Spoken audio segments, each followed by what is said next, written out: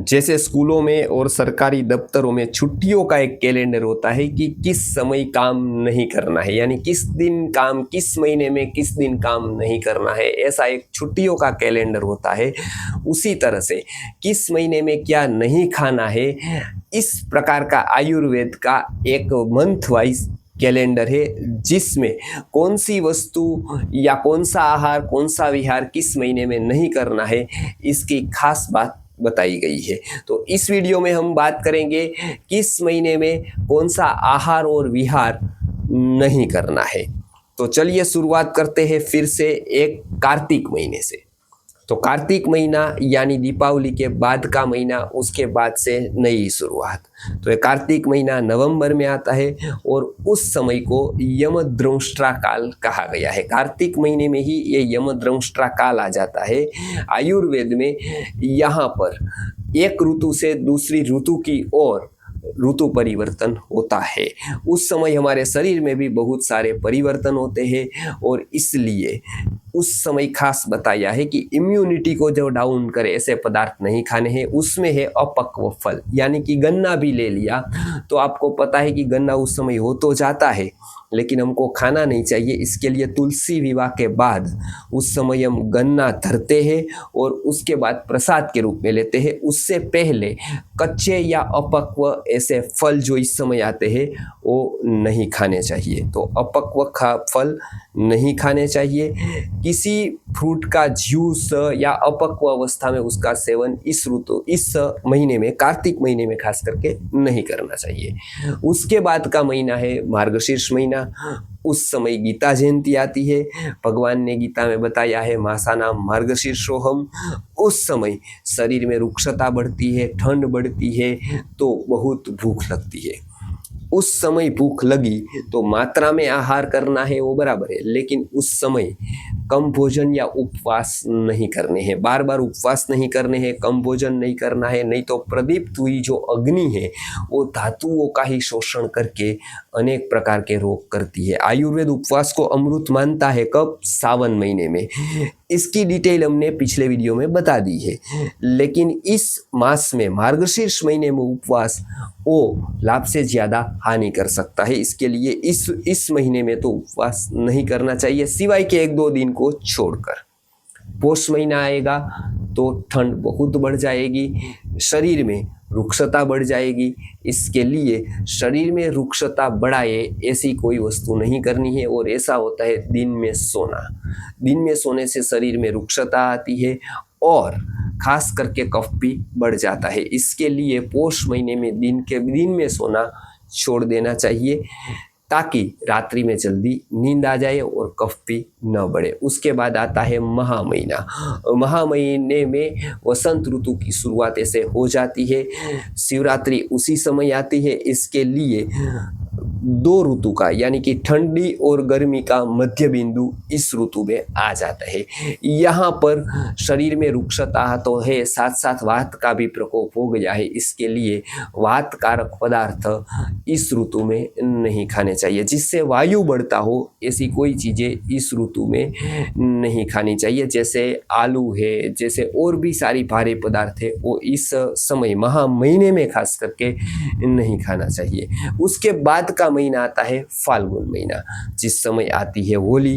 होली में हम खाते हैं धनिया, ये किसको कहते हैं कि जो हम चना वगैरह खाते हैं, धानी खाते हैं। तो ये तो रुक्ष पदार्थ है ताकि वो कफ को जीतते हैं, लेकिन इससे विपरीत कफ करने वाले पदार्थ इस समय बिल्कुल नहीं खाने चाहिए। ठंडी वस्तुएं इस समय छोड़ देनी चाहिए। यदि ठंडी वस्तुएं इस समय खाएंगे तो कफ और बढ़ेगा और अनेक बीमारियां करेगा। तो फाल्गुन महीने में होली के समय पर ठंडी वस्तुएं सारी छोड़ दे। उसके बाद आता है चैत्र महीना। भगवान राम की नवमी आती है।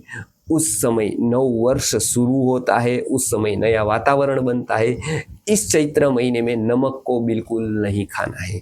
इसके लिए बहनों का एक विशेष व्रत था उसी समय, उसको अलूणा व्रत कहते थे, यानी कि उस समय नमक को नहीं खाता है, नहीं खाना है, क्योंकि नहीं तो स्किन डिसीज बहुत बढ़ जाएंगे। आपको पता है, हमने बताया था कि उस समय नीम का सेवन अवश्य करना है, लेकिन इस समय चैत्र महीने में नमक को बिल्कुल नहीं खाना है। केवल नमक नहीं, कोई भी क्षार वाले पदार्थ नहीं खाने हैं। हो सकता है वहाँ तक ऐसे पदार्थों का त्याग कर देना है। उसके बाद का महीना आता है वैशाख महीना। कड़ी धूप होती है, कड़ी धूप होने के कारण शरीर में पित्त बढ़ता है। इसके लिए अदरक और मिर्च जैसे पदार्थ छोड़ देने हैं। अदरक देखिए, आषाढ़ महीने में अदरक अमृत जैसा है, वही अदरक वैशाख महीने में विष बन जाता है। तो अदरक और मिर्च जैसे तीक्ष्ण तीखे पदार्थ वैशाख महीने में नहीं खाने हैं, नहीं तो पित्त विकृत होकर अनेक प्रकार के रोग करेगा। उसके बाद का महीना आता है ज्येष्ठ महीना। ज्येष्ठ महीने में आपको विरेचन की बात बता दी है। ज्येष्ठ महीने में आर्द्रा नक्षत्र का प्रयोग भी आपको पता है। अब आता है कि ज्येष्ठ महीने में अम्ल पदार्थ जो होता है वो नहीं खाने चाहिए। अम्ल पदार्थ के कारण शरीर में उष्णता बढ़ जाती है, और खास करके उष्णता पड़ने से ऐसे बहुत सारे रोग, अजीर्ण के जैसे रोग बढ़ जाते हैं। इसके लिए यदि आप आसावरिष्ठ का सेवन करते हैं तो वो भी थोड़ा कम कर देना है। और अम्ल पदार्थ, इमली जैसे पदार्थ खास करके इस ऋतु में बिल्कुल, मतलब इस महीने में बिल्कुल नहीं खाने चाहिए। उसके बाद का महीना आता है आषाढ़ महीना। आषाढ़ महीने में हमने बताया था अदरक अमृत तुल्य है, लेकिन आषाढ़ महीने में हरे पत्ते वाली सब्जियां नहीं खानी चाहिए। हरे पत्ते वाली सब्जियों में बारिश आती है, बारिश के कारण उसमें फंगस लग जाती है, उसमें अनेक प्रकार के जीवों की उत्पत्ति हो जाती है। इसके लिए आषाढ़ महीने में हरे पत्ती वाली सब्जियां भूल कर भी नहीं खानी चाहिए। उसके बाद आता है सावन का महीना, भक्ति माह का महीना। और यही श्रावण महीने में, जिसकी बात हम बता चुके हैं बहुत बार क्या क्या करना है, लेकिन इसमें हमको ध्यान रखना है, श्रावण महीने में उपवास तो करना है, लेकिन भूल से भी भारी चीज़ें नहीं खानी है। दूध भी बंद कर देना है या बहुत कम पीना है, क्योंकि दूध का भी अजीर्ण इसी महीने में हो सकता है। तो इसके लिए दूध की मिठाई या दूध ये सब बहुत कम खाने या बिल्कुल छोड़ देने हैं। उसके बाद आता है भाद्रपद महीना। शरद ऋतु की शुरुआत हो जाती है, उसमें पित्त का प्रकोप होता है, और उस समय मूली बिल्कुल नहीं खानी है। इस ऋतु में भूल से भी मूली, इस महीने में बिल्कुल भूल से भी मूली खा ली तो बुखार जैसे रोग हो सकते हैं। इसके लिए मूली बिल्कुल नहीं खानी है, और साथ में क्षार का सेवन नहीं करना है। इसके बाद का महीना यानी कि अंतिम अश्विन महीना, यानी कि नवरात्रि का महीना। अश्विन महीने में आपको पता है शरद पूर्णिमा आती है, तब हम पित्त को शमन करने के लिए इसी ऋतु में, इसी समय पर, यानी अश्विन महीने में ही खीर का प्रयोग करते हैं। उस समय ये ध्यान रखना है कि पित्त बढ़ाए ऐसी वस्तु, खास करके दही, वो नहीं खाना है, दही नहीं खाना है। और खास करके ओंस, जो सुबह ओंस पड़ता है उसको भी नहीं लेना है, उससे भी बचना है। यदि वो ले लिया तो वो बहुत रोग कारक होता है। इसके लिए अश्विन महीने में ये खास ध्यान में रखने जैसी चीज़ें हैं। तो इस वीडियो में हमने बताया कि कार्तिक महीने से लेकर अश्विन महीने तक, यानी कि नवंबर से लेकर अक्टूबर तक क्या नहीं करना है, क्या क्या सावधानी रखनी है।